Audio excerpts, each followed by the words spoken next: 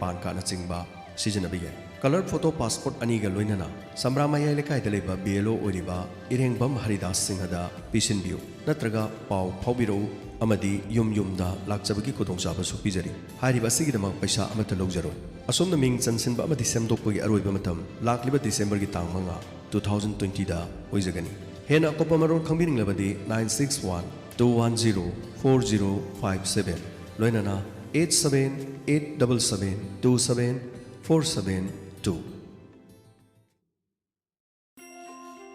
Money bag अमा ताहौरे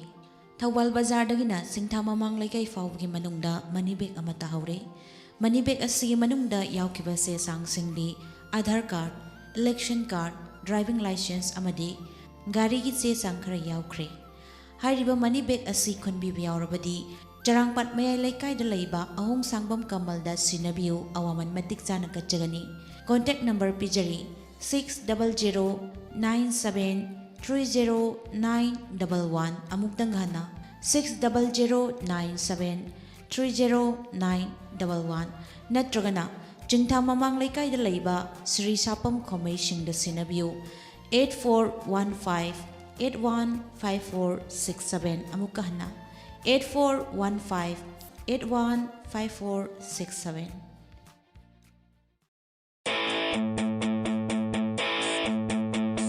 तानिंग ताहुरो ताहुगब ताहुरो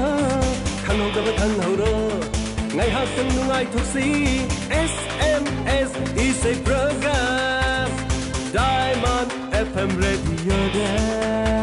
are bayo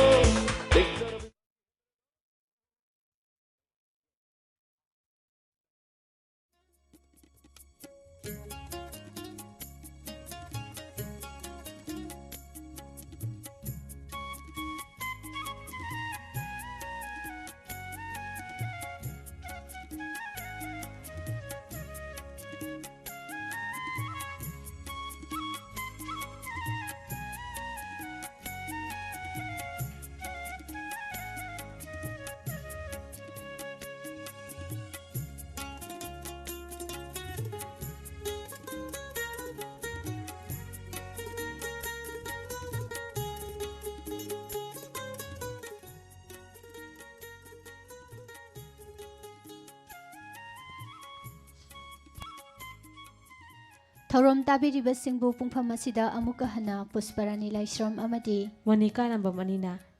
तरानोक सरी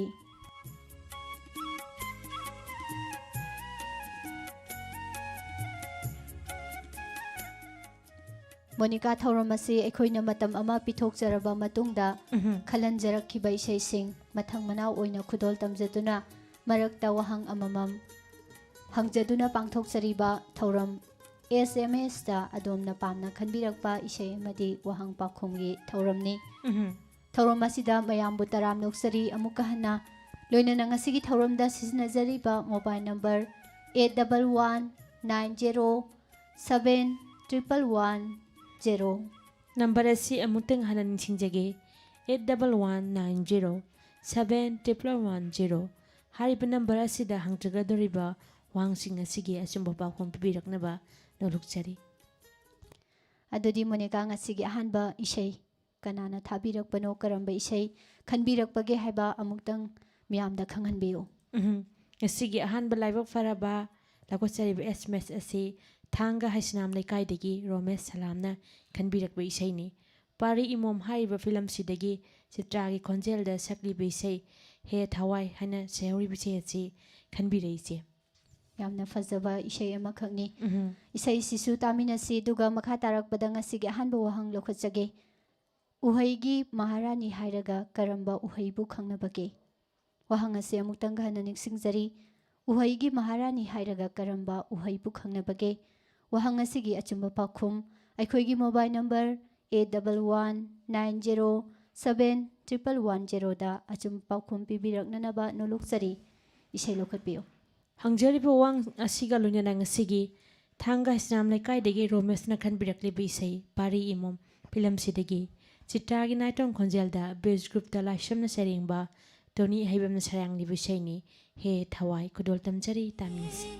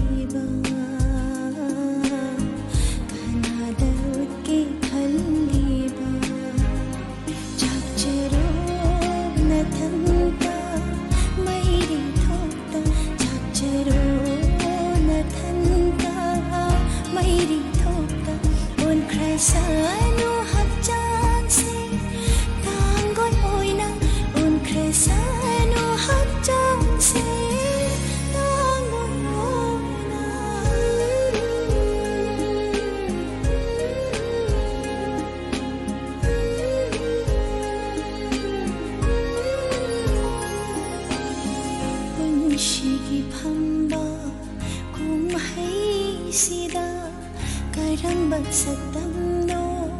ꯂꯥꯡꯒꯗꯕ ꯑꯗꯣ ꯁꯥꯔꯤꯕ ꯄꯣꯠꯂꯝꯁꯤꯡꯁꯤ ꯅꯠꯇꯕ ꯑꯃꯅꯤꯗꯁꯨ ꯄꯤꯔꯛꯀꯗ꯭ꯔꯣ?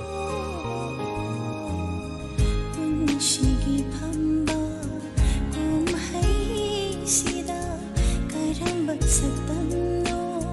ꯂꯥꯡꯒꯗꯕ ꯄꯥꯎꯗꯝꯐꯝ ꯂꯩꯇ꯭ꯔꯕ ꯊꯃꯣꯏ ꯋꯥꯔꯤꯁꯦ ꯀꯅꯥꯒꯤ ꯃꯐꯝꯗ ꯑꯩꯅ ꯂꯤꯔꯨꯒꯗꯕ ꯃꯃꯤ ꯁꯝꯂꯕ ꯅꯨꯡꯁꯤꯒꯤ ꯄꯟꯊꯨꯡ ꯀꯔꯤꯒꯤꯅꯣ ꯅꯪꯅ ꯑꯩꯕꯨ ꯋꯥꯍꯜꯂꯤꯕ ꯃꯃꯤ ꯁꯝꯂꯕ ꯅꯨꯡꯁꯤꯒꯤ ꯄꯟꯊꯨꯡ ꯀꯔꯤꯒꯤꯅꯣ ꯅꯪꯅ ꯑꯩꯕꯨ ꯋꯥꯍꯜꯂꯤꯕ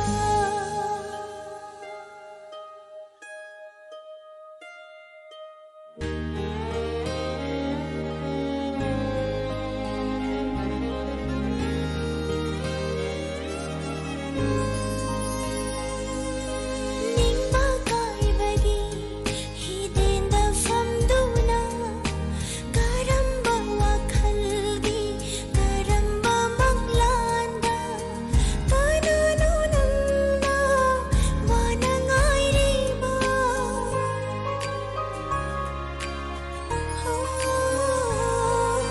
ꯅꯤꯡꯕ ꯀꯥꯏꯕꯒꯤ ꯍꯤꯗꯦꯟꯗ ꯐꯝꯗꯨꯅ ꯀꯔꯝꯕ ꯋꯥꯈꯜꯒꯤ ꯀꯔꯝꯕ ꯃꯪꯂꯥꯟꯗ ꯀꯅꯥꯅꯣ ꯅꯪꯅ ꯋꯥꯅ ꯉꯥꯏꯔꯤꯕ ꯅꯛꯁꯤꯟꯕ ꯌꯥꯗꯕ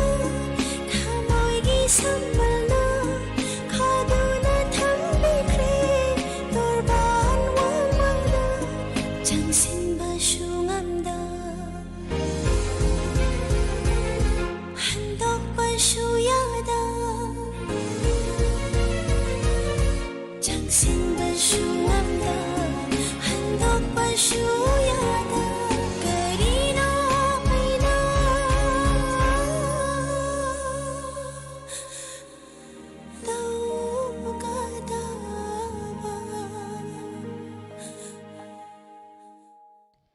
Ngasigi ahanba oina hangzakiba wahang uhaisingi maharani hairaga karamba uhaibu khangnabage wahang asi amuktanga ningsingjage uhaisingi maharani hairaga karamba uhaibu khangnabage haina hangjariba wahang asigi achumba pakhum mangosteen achumba pakhum pibirakpa singi ming pathoksage ngasigi ahanba oina phangjaba Sajida Sangayumfamdagi Deepak Ningthauja Hairok Bazar Khangembam Dhanavir Achumba Pakhom Pibirai Saikho Maheshwari Rafiq Ahmad Tezpurdagi Bhim Ruksat Sangayumfam Boiton Kaksingdagi Achumba Pakhom Pibirai Asem Hemdas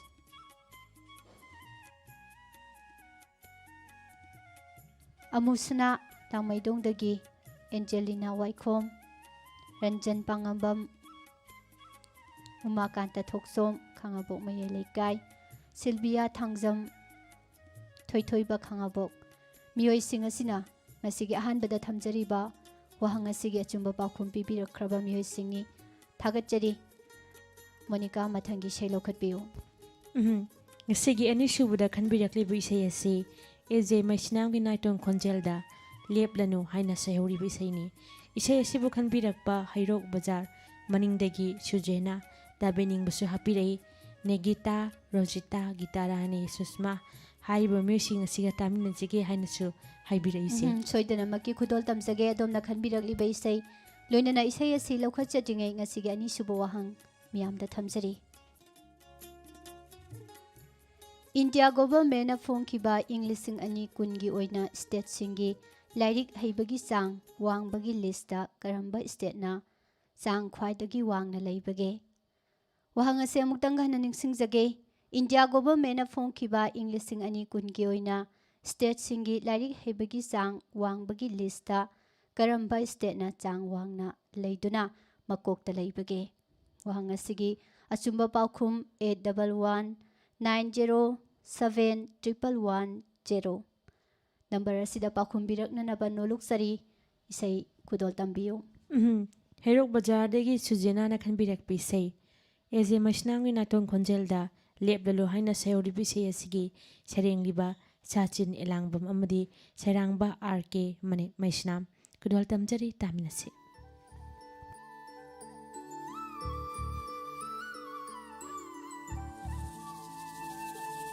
ꯅꯪꯕꯨ ꯅꯨꯡꯁꯤꯅ ꯁꯣꯟꯖꯕ ꯊꯃꯣꯏꯁꯦ ꯀꯥꯏꯍꯜꯂꯦ ꯉꯁꯤꯗꯤ ꯅꯪꯅ ꯃꯆꯦꯠ ꯇꯥꯅꯕ ꯅꯪꯕꯨ ꯅꯨꯡꯁꯤꯅ ꯁꯣꯟꯖꯕ ꯊꯃꯣꯏꯁꯦ ꯀꯥꯏꯍꯜꯂꯦ ꯉꯁꯤꯗꯤ ꯅꯪꯅ ꯃꯆꯦꯠ ꯇꯥꯅꯕ ꯐꯥꯖꯤꯟꯕ ꯉꯝꯍꯧꯗ ꯅꯨꯡꯁꯤꯔꯨꯕ ꯄꯤꯔꯥꯡꯒꯤ 이후 떠오르래 하모이라 눈시기 모모노글루바 하모이라 빙타나바 leplaru imangsi다 uhandiranu kaihuranu itause uragananna leplaru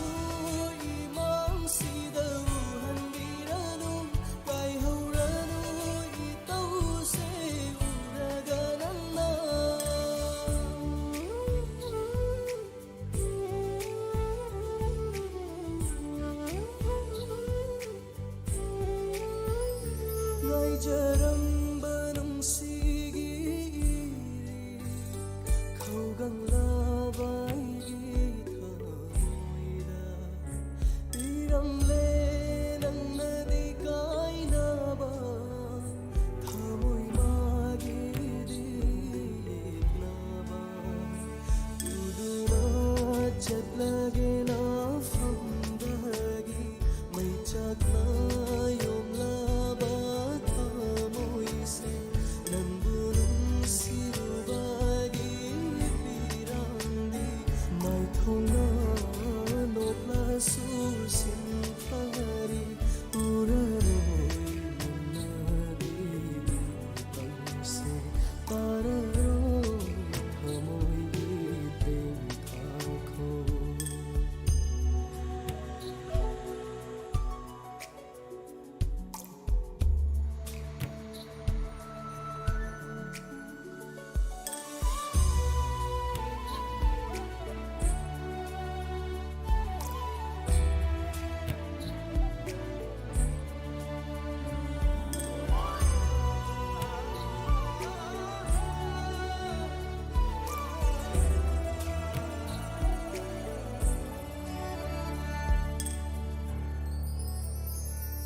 Thamoina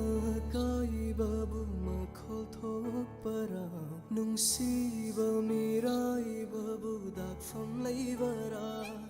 irali fanjaba nungsi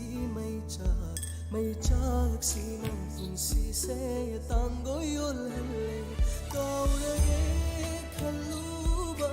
mi kupsina kelinan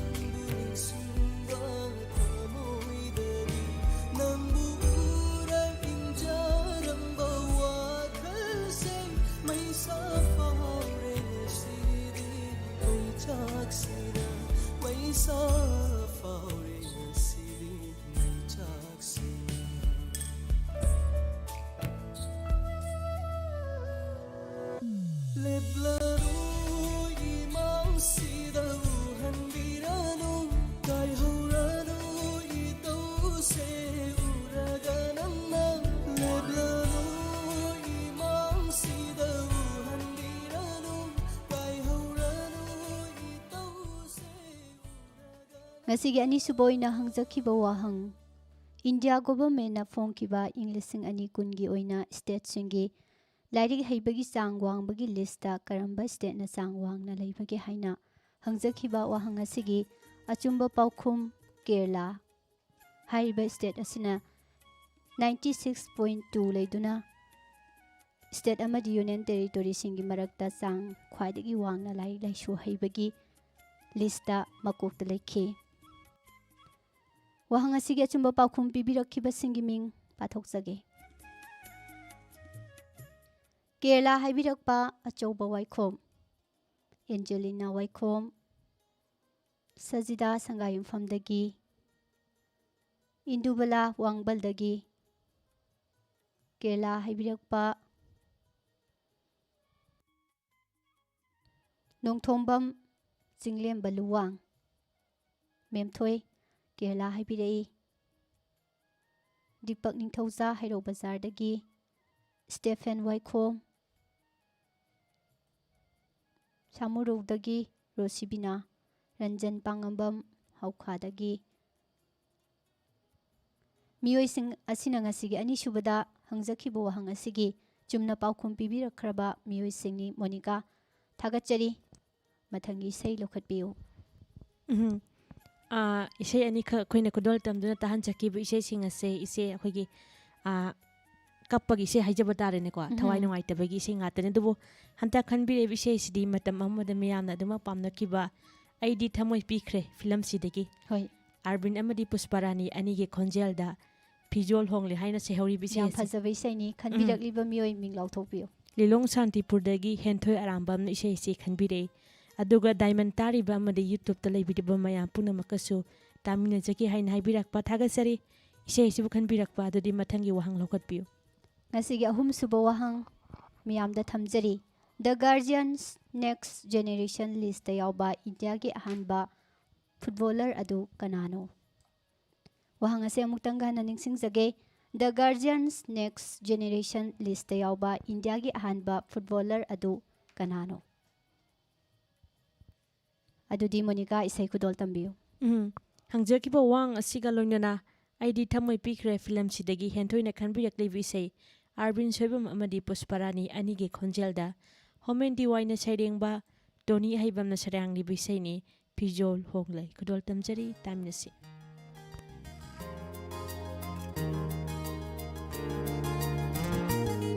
ꯊꯃꯣꯏ ꯄꯥꯎꯈꯣꯡ ꯆꯠꯂꯅꯨ, ꯀꯤꯀꯨꯗꯤ ꯂꯣꯠꯂꯅꯨ, ꯆꯤꯟꯕꯥꯗ ꯄꯜꯂꯅꯨ, ꯅꯨꯡꯁꯤ ꯍꯥꯏꯅ ꯍꯥꯏꯍꯧꯔꯣ꯫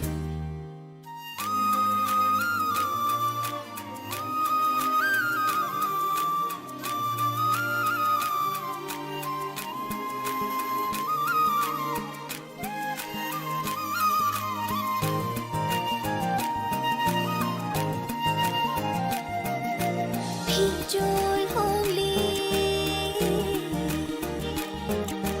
मचू शंखरे, फिजोल होंगली ऐगी पुंशी मचू शंखरे, ऐगी थमोय लाग्लबदनंगना, ऐगी नुंशी थमजिंदा लाग्लबदनंगना, ऐगी नुंशी थमजिंदा। इकाई सीधे मारूंगा मैं थोंगा लोटलानु, लोना तुम येलनु, थमोय थमोय शिनारो, नंदम भागे सिमंबा नुसीगी खुदोनी, थमोय नीगे मरिनी, लाथोक ना बांगला।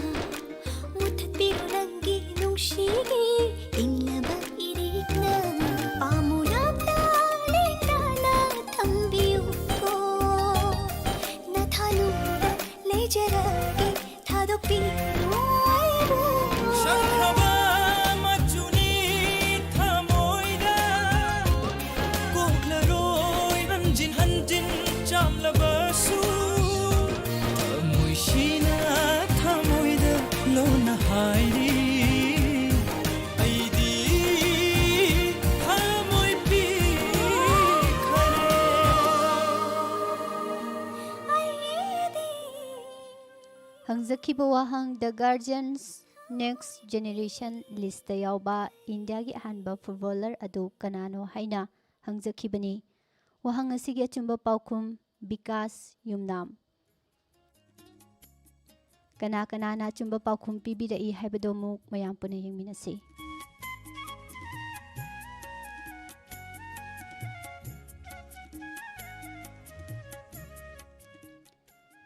ꯁꯖꯤꯗꯥ ꯁꯥꯍꯥꯅꯤ ꯑꯆꯨꯝꯕ ꯄꯥꯎꯈꯨꯝ ꯄꯤꯕꯤꯔꯛꯄ꯫ ꯇꯦꯖꯄꯨꯔꯗꯒꯤ ꯚꯤꯝ ꯑꯆꯨꯝꯕ ꯄꯥꯎꯈꯨꯝ ꯄꯤꯕꯤꯔꯛꯄ ꯃꯤꯡꯗꯤ ꯍꯥꯞꯄꯤꯔꯛꯇ꯭ꯔꯦ꯫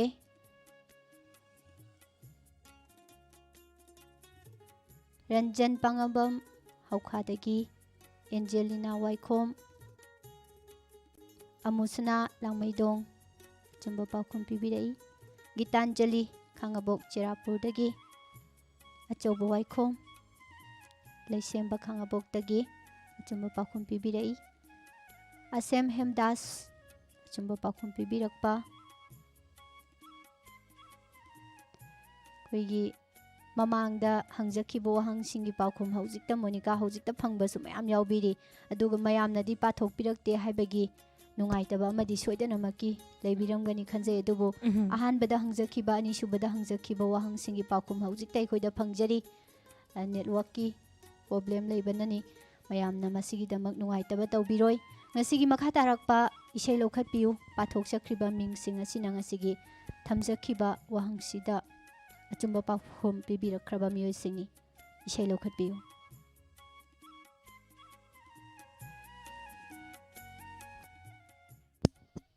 ꯃꯊꯪꯗ ꯂꯧꯈꯠꯆꯔꯤꯕ ꯏꯁꯩ ꯑꯁꯤ ꯁꯨꯔꯃꯥꯒꯤ ꯅꯥꯇꯣꯟ ꯈꯣꯟꯖꯦꯜꯗ ꯁꯛꯂꯤꯕ ꯏꯁꯩꯅꯤ, ꯉꯁꯤ ꯍꯌꯦꯡ ꯈꯨꯊꯦꯛꯅꯅ꯫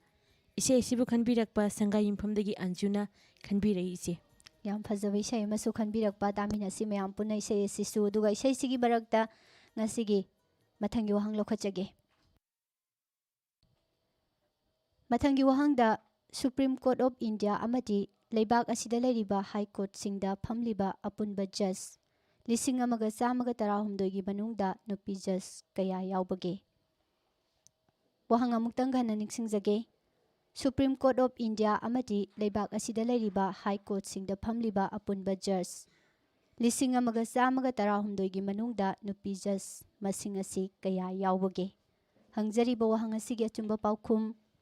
8119071110꯫ ꯊꯥꯒꯠꯆꯔꯤ꯫ ꯋꯥꯍꯪ ꯑꯁꯤꯒ ꯂꯣꯏꯅꯅ ꯑꯟꯖꯨꯅ ꯈꯟꯕꯤꯔꯛꯂꯤꯕ ꯏꯁꯩ ꯉꯁꯤ ꯍꯌꯦꯡ ꯈꯨꯊꯦꯛꯅꯅ, ꯏꯁꯩ ꯑꯁꯤꯕꯨ ꯁꯩꯔꯦꯡꯂꯤꯕ ꯉꯥꯟꯕ ꯂꯨꯋꯥꯡ, ꯏꯁꯩ ꯑꯁꯤꯒꯤ ꯁꯩꯔꯦꯡꯂꯤꯕꯅ ꯒꯤꯜꯁꯟ ꯊꯧꯅꯥꯝ꯫ ꯈꯨꯗꯣꯜ ꯇꯝꯖꯔꯤ, ꯇꯥꯃꯤꯟꯅꯁꯤ꯫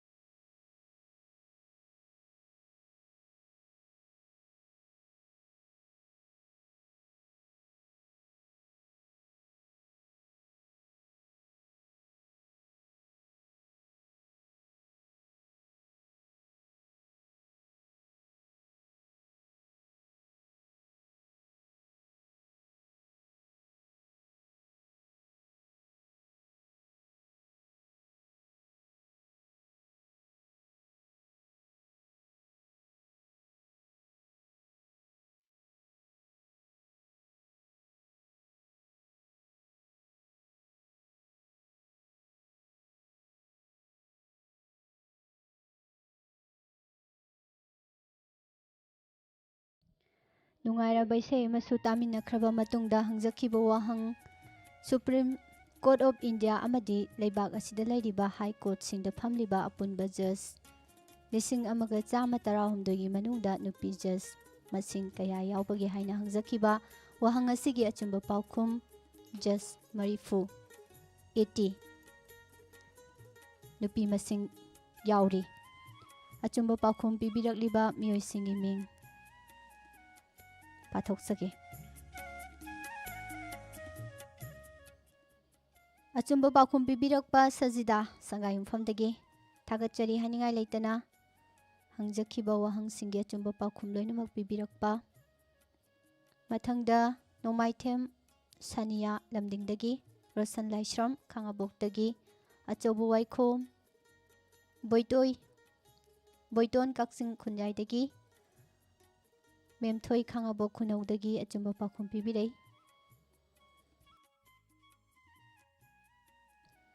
ꯑꯁꯦꯝ ꯍꯦꯝꯗꯥꯁ ꯑꯆꯨꯝꯕ ꯄꯥꯎꯈꯨꯝ ꯄꯤꯕꯤꯔꯛꯄ꯫ ꯖꯦꯝꯁꯟ ꯈꯥꯉꯕꯣꯛꯇꯒꯤ ꯑꯆꯨꯝꯕ ꯄꯥꯎꯈꯨꯝ ꯄꯤꯕꯤꯔꯛꯏ꯫ ꯎꯃꯥꯀꯥꯟꯇ ꯊꯣꯛꯁꯣꯝ ꯈꯥꯉꯕꯣꯛ ꯃꯌꯥꯏ ꯂꯩꯀꯥꯏꯗꯒꯤ, ꯄꯔꯝꯖꯤꯠ ꯃꯣꯏꯔꯥꯡꯗꯒꯤ ꯑꯆꯨꯝꯕ ꯄꯥꯎꯈꯨꯝ ꯄꯤꯕꯤꯔꯛꯄ꯫ ꯅꯤꯀꯣꯂꯥꯁ ꯅꯣꯡꯃꯥꯏꯈꯣꯡꯗꯒꯤ ꯑꯆꯨꯝꯕ ꯄꯥꯎꯈꯨꯝ ꯄꯤꯕꯤꯔꯛꯏ꯫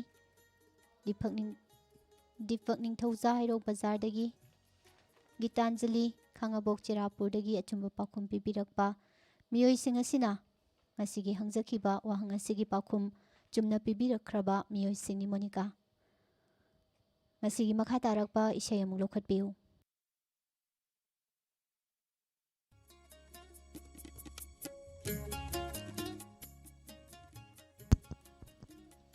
ꯃꯊꯪꯗ ꯂꯧꯈꯠꯆꯔꯤꯕ SMS ꯑꯁꯤꯅ ꯀꯥꯡꯁꯣꯏꯕꯤ ꯃꯄꯥꯜꯗꯒꯤ ꯅꯥꯎꯕꯤ ꯑꯣꯏꯅꯥꯝꯅ ꯈꯟꯕꯤꯔꯛꯄ ꯏꯁꯩꯅꯤ꯫ ꯏꯁꯩ ꯑꯁꯤꯒꯤ ꯁꯩꯁꯛꯂꯤꯕ ꯑꯔꯕꯤꯟ ꯁꯣꯏꯕꯝ ꯑꯁꯨꯝꯅ ꯁꯩꯍꯧꯔꯤ: ꯅꯪꯒꯤ ꯄꯨꯟꯁꯤꯗ ꯌꯦꯠꯇꯅꯕ ꯁꯤꯈ꯭ꯔꯣ ꯍꯥꯏꯕꯔꯥ ꯑꯩꯍꯥꯛꯄꯨ꯫ ꯌꯥꯝꯅ ꯐꯖꯕ ꯏꯁꯩꯅꯤ ꯏꯆꯦ꯫ ꯍꯣꯏ,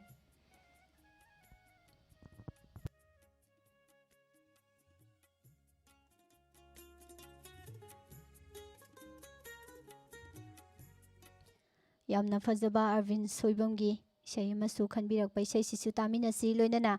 ꯋꯥꯍꯪ ꯑꯃꯁꯨ ꯑꯗꯣꯝꯒꯤꯗꯃꯛ ꯊꯝꯖꯒꯦ꯫ ꯂꯩꯕꯥꯛ ꯑꯁꯤꯒꯤ ꯅꯨꯡꯉꯥꯏ ꯌꯥꯏꯐꯅ ꯂꯩꯕ ꯁ꯭ꯇꯦꯠ ꯑꯃꯗꯤ ꯌꯨꯅꯤꯌꯟ ꯇꯦꯔꯤꯇꯣꯔꯤꯁꯤꯡꯒꯤ ꯔꯦꯡꯀꯤꯡꯗ ꯀꯔꯝꯕ ꯁ꯭ꯇꯦꯠꯅ ꯃꯀꯣꯛꯇ ꯂꯩꯕꯒꯦ? ꯋꯥꯍꯪ ꯑꯁꯤ ꯑꯃꯨꯛꯇꯪꯒ ꯍꯟꯅ ꯅꯤꯡꯁꯤꯡꯖꯒꯦ꯫ ꯂꯩꯕꯥꯛ ꯑꯁꯤꯒꯤ ꯅꯨꯡꯉꯥꯏ ꯌꯥꯏꯐꯅ ꯂꯩꯕ ꯁ꯭ꯇꯦꯠ ꯑꯃꯗꯤ ꯌꯨꯅꯤꯌꯟ ꯇꯦꯔꯤꯇꯣꯔꯤꯁꯤꯡꯒꯤ ꯔꯦꯡꯀꯤꯡꯗ ꯀꯔꯝꯕ ꯁ꯭ꯇꯦꯠꯅ ꯃꯀꯣꯛꯇ ꯂꯩꯕꯒꯦ? ꯑꯗꯨꯗꯤ ꯏꯁꯩꯃꯨꯛ ꯇꯥꯃꯤꯟꯅꯁꯤ, ꯂꯧꯈꯠꯄꯤꯌꯨ꯫ ꯍꯪꯖꯈꯤꯕ ꯋꯥꯍꯪ ꯑꯁꯤꯒ ꯂꯣꯏꯅꯅ ꯅꯥꯎꯕꯤꯅ ꯈꯟꯕꯤꯔꯛꯂꯤꯕ ꯏꯁꯩ ꯑꯔꯕꯤꯟ ꯁꯣꯏꯕꯝꯒꯤ ꯅꯥꯏꯇꯣꯟ ꯈꯣꯟꯖꯦꯜꯗ ꯅꯪꯒꯤ ꯄꯨꯟꯁꯤꯗ ꯌꯦꯠꯇꯅꯕ ꯁꯤꯈ꯭ꯔꯣ ꯍꯥꯏꯕꯔꯥ꯫ ꯏꯁꯩ ꯑꯁꯤꯒꯤ ꯁꯩꯔꯦꯡꯂꯤꯕ NR ꯃꯩꯇꯩ ꯑꯗꯨꯒ ꯁꯩꯔꯥꯡꯕꯅ ꯔꯤꯁꯤ ꯄꯣꯂꯦꯝ꯫ ꯈꯨꯗꯣꯜ ꯇꯝꯖꯔꯤ, ꯇꯥꯃꯤꯟꯅꯁꯤ꯫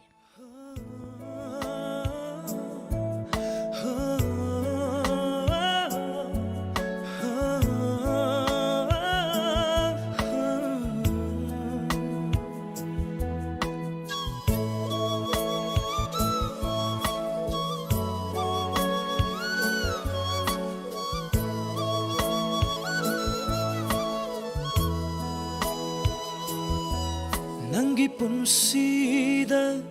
ꯌꯦꯠꯇꯅꯕ ꯁꯤꯈ꯭ꯔꯣ ꯍꯥꯏꯕꯔꯥ ꯑꯩꯍꯥꯛꯁꯦ? ꯅꯪꯒꯤ ꯄꯨꯟꯁꯤꯗ ꯌꯦꯠꯇꯅꯕ ꯁꯤꯈ꯭ꯔꯣ ꯍꯥꯏꯕꯔꯥ ꯑꯩꯍꯥꯛꯁꯦ? ꯉꯝꯒꯅꯤ ꯑꯩꯗꯤ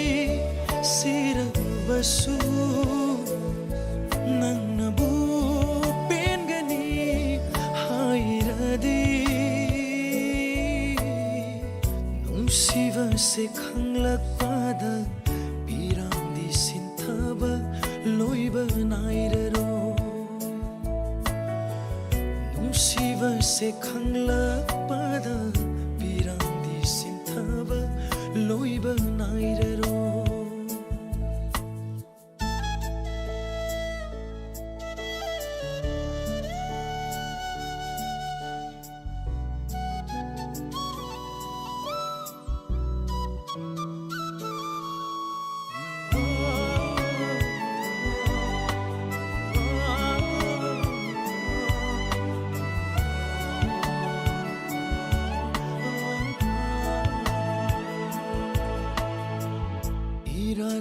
ꯂꯩꯇ꯭ꯔ ꯊꯃꯣꯏꯁꯦ ꯌꯣꯜꯂꯝꯂꯦ ꯉꯁꯤꯗꯤ ꯃꯤꯃꯥꯡꯗ ꯂꯩꯈꯥ ꯇꯥꯔ ꯄꯨꯟꯁꯤꯁꯦ ꯌꯦꯡꯗꯨꯅ ꯂꯩꯌꯨ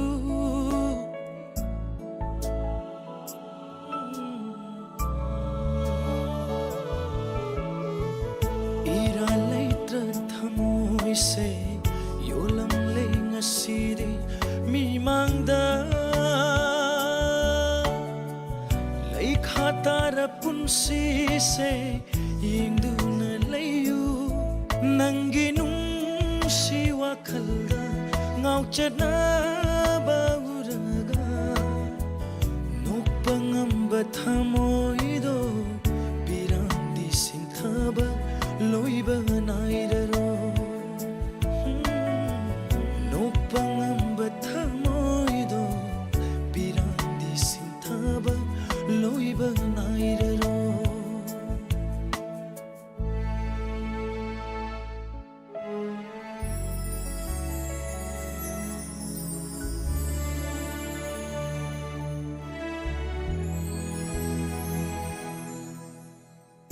ꯊꯥꯖꯕ ꯄꯨꯝꯕꯁꯨ ꯃꯥꯡꯈꯔꯦ ꯂꯧꯅꯝ ꯋꯥꯍꯩꯇ ꯑꯣꯏꯔꯝꯂꯦ ꯊꯥꯖꯕ ꯄꯨꯝꯕꯁꯨ ꯃꯥꯡꯈꯔꯦ ꯆꯨꯔꯝꯂꯦ ꯊꯃꯣꯏꯗ ꯃꯩꯔꯤ ꯀꯥꯏꯈ꯭ꯔꯁꯅꯨ ꯂꯣꯏꯈ꯭ꯔꯁꯅꯨ ꯅꯪꯒꯤ ꯅꯨꯡꯁꯤꯕ ꯃꯥꯡꯈ꯭ꯔꯁꯅු ꯑꯆꯤꯛꯄ ꯑꯍꯤꯡꯒ ꯃꯔꯨ ꯑꯣꯏꯔꯒꯦ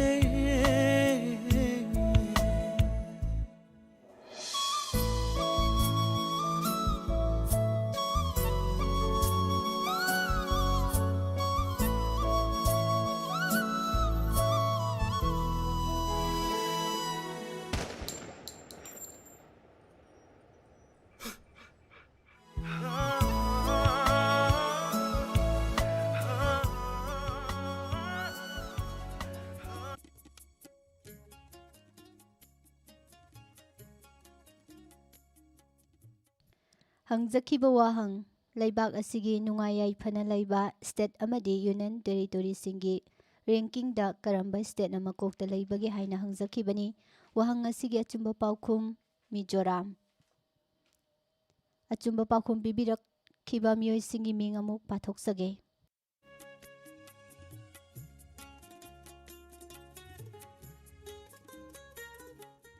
ꯑꯆꯨꯝꯕ ꯄꯥꯎꯈꯨꯝ ꯄꯤꯕꯤꯔꯛꯄ ꯁꯖꯤꯗꯥ ꯁꯥꯍꯥꯅꯤ ꯁꯪꯒꯥꯌꯨꯝꯐꯝꯗꯒꯤ꯫ ꯑꯆꯨꯝꯕ ꯄꯥꯎꯈꯨꯝ ꯄꯤꯕꯤꯔꯛꯏ ꯁꯥꯏꯈꯣꯝ ꯃꯍꯦꯁꯣꯔꯤ꯫ ꯑꯆꯨꯝꯕ ꯄꯥꯎꯈꯨꯝ ꯄꯤꯕꯤꯔꯛꯄ ꯊꯣꯏꯊꯣꯏꯕ ꯈꯥꯉꯕꯣꯛꯇꯒꯤ꯫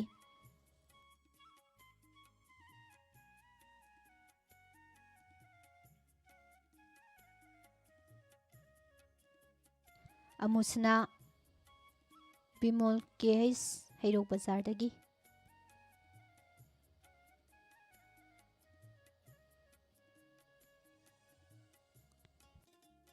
ꯍꯤꯖꯝ ꯑꯖꯦꯝ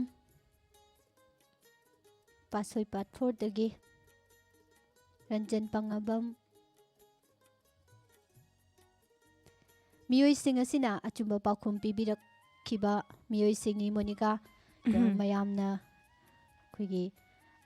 ꯉꯁꯥꯏꯗꯒꯤ ꯑꯩꯈꯣꯏꯅ ꯄꯥꯊꯣꯛꯆꯔꯤꯕ ꯑꯆꯨꯝꯕ ꯄꯥꯎꯈꯨꯝ ꯄꯤꯕꯤꯔꯛꯈꯤꯕ ꯃꯤꯑꯣꯏꯁꯤꯡꯒꯤ ꯃꯤꯡ ꯑꯁꯤ ꯑꯩꯈꯣꯏꯗ ꯍꯧꯖꯤꯛ ꯐꯥꯎꯕꯗ ꯂꯥꯛꯄꯈꯩ ꯂꯣꯏꯅ ꯄꯥꯊꯣꯛꯆꯕꯅꯤ꯫ ꯑꯗꯨꯕꯨ ꯑꯆꯨꯝꯕ ꯄꯥꯎꯈꯨꯝ ꯄꯤꯕꯤꯔꯛꯄ ꯃꯌꯥꯝ ꯑꯃ ꯑꯩꯈꯣꯏꯒꯤ ꯃꯃꯥꯡꯗ ꯍꯪꯈꯤꯕ ꯋꯥꯍꯪꯁꯤꯡ ꯍꯧꯖꯤꯛꯇ ꯑꯗꯨꯃꯛ ꯌꯧꯔꯛꯄꯁꯨ ꯑꯗꯨꯝ ꯌꯥꯎꯏ꯫ ꯑꯗꯣ ꯃꯌꯥꯝꯅꯗꯤ ꯄꯥꯊꯣꯛꯄꯤꯔꯛꯇꯦ ꯍꯥꯏꯕꯒꯤ ꯅꯨꯡꯉꯥꯏꯇꯕ ꯐꯥꯎꯕꯤꯔꯝꯕ ꯌꯥꯏ꯫ ꯑꯗꯨꯕꯨ ꯑꯩꯈꯣꯏꯗ ꯍꯧꯖꯤꯛ ꯍꯧꯖꯤꯛ ꯌꯧꯔꯛꯄ ꯈꯛꯇꯅꯤ ꯑꯩꯈꯣꯏꯅ ꯄꯥꯊꯣꯛꯆꯔꯤꯁꯦ꯫ ꯉꯁꯤꯒꯤ ꯑꯣꯏꯅ ꯑꯩꯈꯣꯏꯅ ꯅꯝꯖꯤꯜꯂꯒ ꯊꯝꯈꯤꯕ ꯄꯥꯊꯣꯛꯆꯈꯤꯗꯕ ꯑꯃꯠꯇ ꯌꯥꯎꯖꯗꯦ꯫ ꯑꯩꯈꯣꯏꯗ ꯐꯪꯕ ꯑꯗꯨꯃꯛ ꯂꯣꯏꯅꯃꯛ ꯂꯥꯎꯊꯣꯛꯆꯩꯅ ꯃꯌꯥꯝꯗ ꯊꯝꯖꯒꯦ꯫ ꯂꯣꯏꯅꯅ ꯉꯁꯤꯒꯤ ꯑꯔꯣꯏꯕ ꯑꯣꯏꯒꯗꯧꯔꯤꯕ ꯏꯁꯩ ꯀꯅꯥꯅ ꯈꯟꯕꯤꯔꯛꯄ ꯏꯁꯩꯅꯣ, ꯀꯔꯝꯕ ꯏꯁꯩ ꯇꯥꯕꯤꯅꯤꯡꯉꯦ ꯍꯥꯏꯕꯤꯔꯛꯄꯅꯣ ꯑꯃꯨꯛꯇꯪ ꯃꯌꯥꯝꯗ ꯑꯃꯨꯛꯇꯪ ꯈꯪꯍꯟꯕꯤꯌꯨ꯫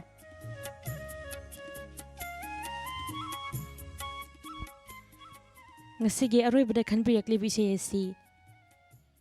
ꯋꯥꯡꯖꯤꯡ ꯕꯖꯥꯔꯗꯒꯤ ꯊꯥꯗꯣꯏꯅ ꯈꯟꯕꯤꯔꯛꯄ ꯏꯁꯩꯅꯤ꯫ ꯊꯋꯥꯏꯅꯤ ꯈꯟꯅ ꯐꯤꯂꯝꯁꯤꯗꯒꯤ पुष्परानी अमदी दिनेश अनिगी खोंजेलदा ꯆꯥꯛ ꯊꯣꯡꯕꯤꯁꯥꯅꯁꯤ ꯑꯩꯈꯣꯏꯅꯤꯒꯤ ꯃꯪꯂꯥꯟꯗ ꯅꯪꯅ ꯌꯨꯝꯒꯤ ꯅꯨꯄꯥꯅꯤ ꯑꯩꯅ ꯌꯨꯝꯒꯤ ꯅꯨꯄꯤꯅꯤ ꯑꯁꯨꯝꯅ ꯁꯩꯍꯧꯕ ꯏꯁꯩꯁꯦ ꯈꯟꯕꯤꯔꯦ ꯏꯆꯦ ꯌꯥꯝ ꯊꯥꯖꯗꯦ ꯃꯣꯅꯤꯀꯥ ꯏꯁꯩꯁꯦ ꯁꯨꯔꯒ ꯂꯣꯏꯅꯅ ꯍꯥꯏꯔꯛꯀꯅꯤ ꯍꯥꯏꯕꯁꯦ ꯑꯩꯒꯤ ꯃꯪꯗ ꯐꯥꯎꯕ ꯃꯪꯕꯨꯗꯤ ꯍꯥꯏꯖꯔꯤꯕꯀꯣ ꯌꯥꯝ ꯅꯨꯡꯉꯥꯏꯖꯩ ꯌꯥꯝ ꯐꯖꯕ ꯏꯁꯩ ꯃꯇꯝ ꯑꯃꯒꯤ ꯗꯤꯅꯦꯁ ꯑꯃꯗꯤ ꯄꯨष्ꯄꯔꯥꯅꯤꯒꯤ ꯈꯣꯟꯖꯦꯜꯗ ꯌꯥꯝꯅ ꯐꯖꯕ ꯏꯁꯩ ꯑꯃꯈꯛ ꯈꯟꯕꯤꯔꯛꯄ ꯇꯥꯃꯤꯟꯅꯁꯤ ꯏꯁꯩ ꯑꯁꯤꯁꯨ ꯑꯗꯨꯒ ꯂꯣꯏꯅꯅ ꯉꯁꯤꯒꯤ ꯑꯔꯣꯏꯕ ꯋꯥꯍꯪꯁꯨ ꯂꯧꯈꯠꯆꯒꯦ ꯑꯗꯣꯝꯒꯤꯗꯃꯛ ꯉꯁꯤꯒꯤ ꯑꯔꯣꯏꯕ ꯑꯣꯏꯅ ꯍꯪꯖꯔꯤꯕ ꯋꯥꯍꯪ ꯑꯁꯤ ꯏꯪ 2020ꯒꯤ ꯑꯣꯏꯅ ꯍꯦꯄꯥꯇꯥꯏꯇꯤꯁ ꯁꯤ ꯚꯥꯏꯔꯁ ꯗꯤꯁꯀꯣꯚꯔ ꯇꯧꯕꯒꯤꯗꯃꯛ ꯁꯥꯏꯟꯇꯤꯁ ꯀꯌꯥꯗ ꯃꯦꯗꯤꯁꯤꯟꯒꯤ ꯅꯣꯕꯦꯜ ꯄ꯭ꯔꯥꯏꯖ ꯄꯤꯈꯤꯕꯒꯦ ꯋꯥꯍꯪ ꯑꯁꯤ ꯑꯃꯨꯛꯇꯪ ꯍꯟꯅ ꯅꯤꯡꯁꯤꯡꯖꯒꯦ ꯏꯪ 2020ꯒꯤ ꯑꯣꯏꯅ ꯍꯦꯄꯥꯇꯥꯏꯇꯤꯁ ꯁꯤ ꯚꯥꯏꯔꯁ ꯗꯤꯁꯀꯣꯚꯔ ꯇꯧꯕꯒꯤꯗꯃꯛ ꯁꯥꯏꯟꯇꯤꯁ ꯀꯌꯥꯗ ꯃꯦꯗꯤꯁꯤꯟꯒꯤ ꯅꯣꯕꯦꯜ ꯄ꯭ꯔꯥꯏꯖ ꯄꯤꯈꯤꯕꯒꯦ ꯋꯥꯍꯪ ꯑꯁꯤꯒꯤ ꯑꯆꯨꯝꯕ ꯄꯥꯎꯈꯨꯝ 8119071110ꯗ ꯑꯆꯨꯝꯕ ꯄꯥꯎꯈꯨꯝ ꯄꯤꯕꯤꯔꯛꯅꯅꯕ ꯅꯣꯛꯂꯨꯛꯆꯔꯤ ꯉꯁꯤꯒꯤ ꯑꯔꯣꯏꯕ ꯏꯁꯩ ꯈꯨꯗꯣꯜ ꯇꯝꯕꯤꯌꯨ ꯊꯋꯥꯏꯅꯤ ꯈꯟꯅ ꯐꯤꯂꯝꯁꯤꯗꯒꯤ ꯊꯥꯗꯣꯏꯅ ꯈꯟꯕꯤꯔꯛꯂꯤꯕ ꯏꯁꯩ ꯗꯤꯅꯦꯁ ꯑꯃꯗꯤ ꯄꯨष्ꯄꯔꯥꯅꯤ ꯑꯅꯤꯒꯤ ꯈꯣꯟꯖꯦꯜꯗ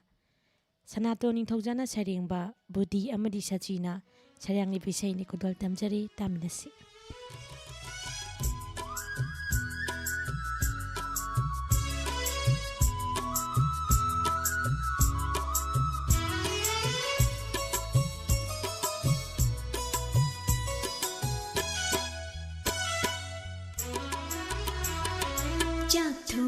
ꯁꯥꯟꯅꯁꯤ ꯏꯕꯥꯅꯤꯒꯤ ꯃꯪꯁꯤꯗ ꯆꯥꯛ ꯊꯣꯡꯕꯤ ꯁꯥꯟꯅꯁꯤ ꯏꯕꯥꯅꯤꯒꯤ ꯃꯪꯁꯤꯗ ꯅꯪꯅ ꯌꯨꯝꯒꯤ ꯅꯨꯄꯥꯅꯤ ꯑꯩꯅ ꯌꯨꯝꯕꯨꯔꯦꯟꯕꯤꯅꯤ ꯀꯌꯥꯗ ꯐꯖꯔꯦ ꯏꯕꯥꯅꯤꯒꯤ ꯈꯥꯡꯄꯣꯛꯁꯪ ꯀꯌꯥꯗ ꯐꯖꯔꯦ 이완이기 강복상 타이방기 월마다 멍랑이 레이거다 작품비 샤나시 이완이기 망시다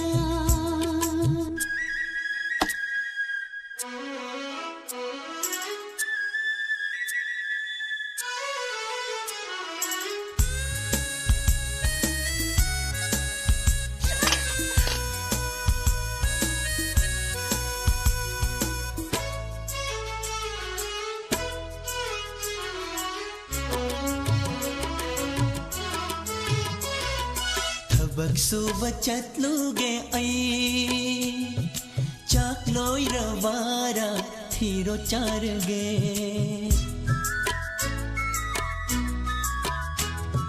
ꯊꯕꯛꯁꯨꯕ ꯆꯠꯂꯨꯒꯦ ꯑꯩ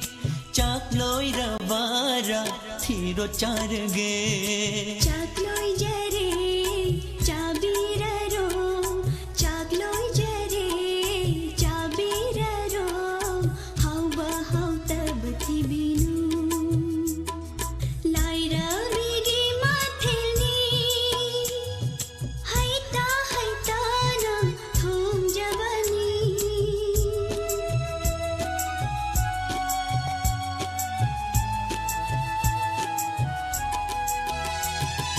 ꯅꯪꯕꯨ ꯊꯅꯝꯂꯒꯅ ꯊꯟꯇ ꯀꯔꯝꯅ ꯆꯠꯁꯤꯒꯦ ꯑꯩꯕꯨ ꯅꯪꯅ ꯊꯕꯛ ꯁꯨꯕ ꯆꯠꯈ꯭ꯔꯒ ꯅꯪꯅ ꯊꯕꯛ ꯁꯨꯕ ꯆꯠꯈ꯭ꯔꯒ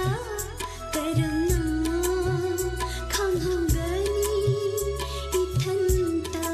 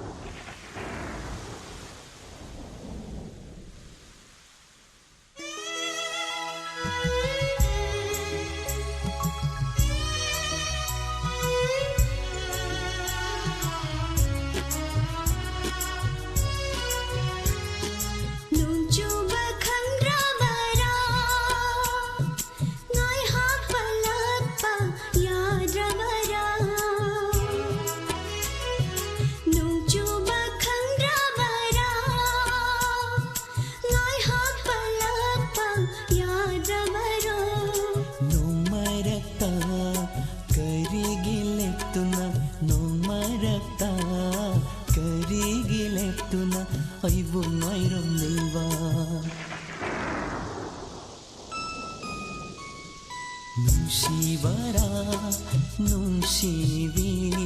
ꯅꯨꯡꯁꯤꯕꯔꯥ ꯅꯨꯡꯁꯤꯕ 시부 뭉시바 하이바두라 시부 뭉시바 하이바두라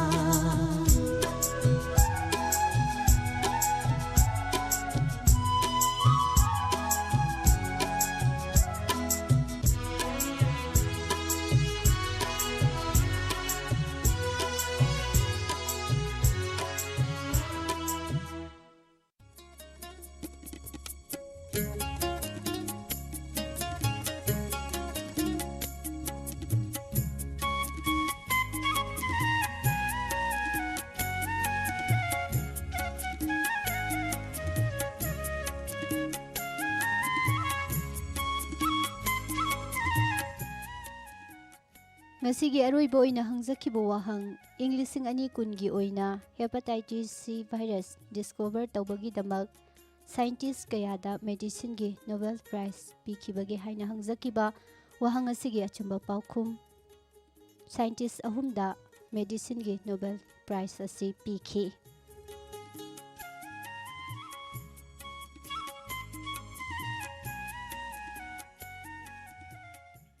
Asumba paukhum bibirakhiba miyoisingi mathang ming laukthok-sage Deepak Ningthauja Hairok Bazar asumba paukhum bibirei Sajida Sangai Yumpham Rafiq Ahmad asumba paukhum di bibiraga ming hapirakdaba matung tarakpa Thoromda ming soidanamaki hapiraknanaba noluksari Abdul Karim Jameson Thoksom Khangabok Mayai Laikai Umakanta Thoksom Khangabok Mayai Laikai Memthoi Khangabok Hijam Ajem Pasoi Part 4 Achoba Waikhom Angelina Waikhom Rosan Laishram Khangabok Nicholas Nomaikhom Boiton Kaksing Khunjai Ngakpigani Boiton Gise Thoi Ba Khangabok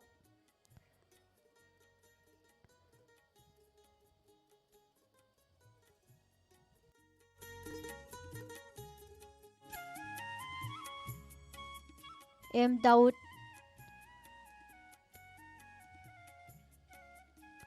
Asem Hemdas Ranjan Pangabam Haukha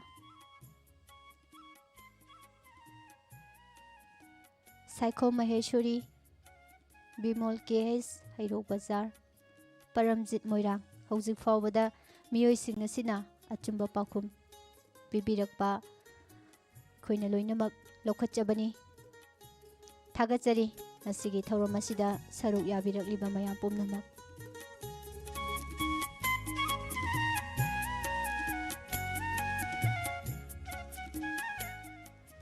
Adudi Monica Thauram asi ngasigi oinadi matam su leiraktrabanina loisinba tabani ko Hoise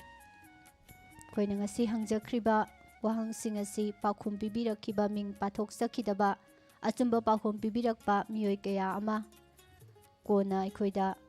answer si phangba ngamjai ming laukthok pirakte haibagi sada nungaitaba tawbidana matung tarakpa thauramsingda adumak saruk yabiu thauram saruk yabiduna mayamna thauram asibu ngasi fawbada hinganbiribani loinana isai khanbiraklibasing adomgi isai lokhatpirakte haibagi-damak waraubiba tawbiroi matung tarakpasingda adomgi isai soidanamaki aikhoida yaurakpa isai khai puduna laksage mayam pumnamak Diamond Radio gi maikaidagi hainingai leitana thagasabaga loinana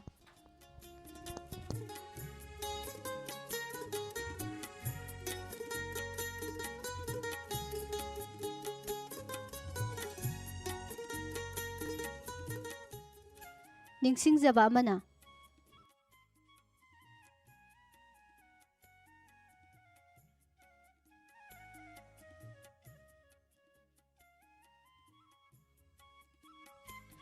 Monica mayamda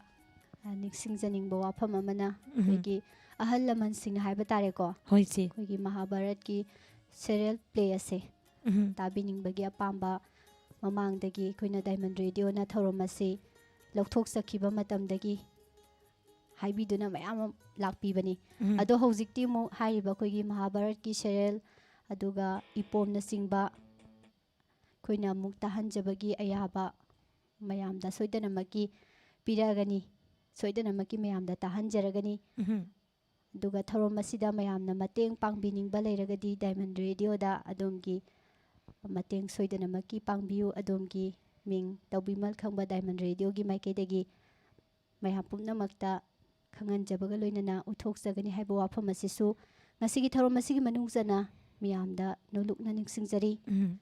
ꯂꯣꯏꯅꯅ ꯃꯇꯨꯡ ꯇꯥꯔꯛꯄꯗ ꯂꯦꯝꯍꯧꯔꯤꯕ ꯏꯁꯩꯁꯤꯡꯒ ꯂꯣꯏꯅꯅ ꯋꯥꯍꯪ ꯀꯌꯥ ꯑꯃꯨꯛ ꯂꯣꯏꯅꯅ ꯃꯤꯌꯥꯝꯒꯤ ꯅꯥꯛꯇ ꯑꯃꯨꯛ ꯍꯟꯖꯔꯛꯀꯦ ꯉꯁꯤꯒꯤꯗꯃꯛꯇꯗꯤ ꯊꯧꯔꯝ ꯇꯥꯕꯤꯔꯤꯕ ꯃꯄꯨꯡ ꯐꯥꯍꯟꯕꯤꯔꯤꯕ ꯁꯔꯨꯛ ꯌꯥꯕꯤꯔꯤꯕ ꯃꯌꯥꯝ ꯄꯨꯝꯅꯃꯛ ꯑꯃꯨꯛꯀ ꯍꯟꯅ ꯄꯨꯁꯄꯔꯥꯅꯤ ꯂꯥꯏꯁ꯭ꯔꯝ ꯑꯃꯗꯤ ꯃꯣꯅꯤꯀꯥ ꯔꯥꯝꯕꯝ ꯑꯅꯤꯅ ꯈꯨꯔꯨꯝꯖꯔꯤ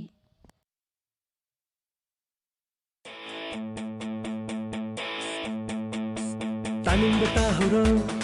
ताहुगब ताहौरो खंगौगब खंगौरो ngai hak tang nungai thoksi SMS isay program Diamond FM Radio da ꯃꯤꯌꯥꯝꯅ ꯀꯔꯤꯒꯨꯝꯕ ꯑꯃꯇ